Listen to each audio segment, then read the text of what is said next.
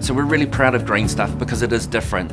Green Stuff is made from polyester fibre. Polyester is a technical name for PET plastic. PET plastic is what we know as Coke bottles and milk bottles. So polyester is the little tiny fibre that's made from that plastic.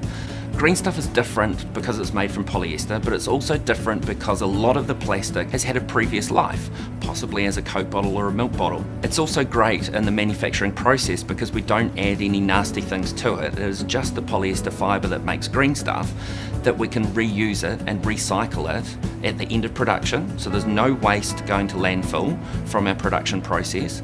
And at the end of Green Stuff's life, we can use it again. So it never ever needs to go into landfill and become a problem.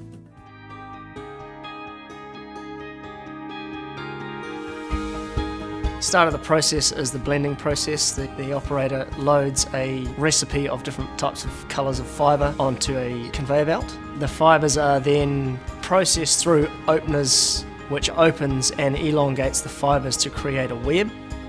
The web is then lapped onto a conveyor belt, which is fed into an oven, which activates the low melt fibre, locking it all together, giving it some structure. As it comes out of the oven, the head is then split into its required width. Then further down, it's cross-cut to its spec length. Then on to distribution, where it's loaded onto trucks and sent out around the country to keep houses nice and warm. When we make the insulation, there's offcuts and things that come from the manufacturing process.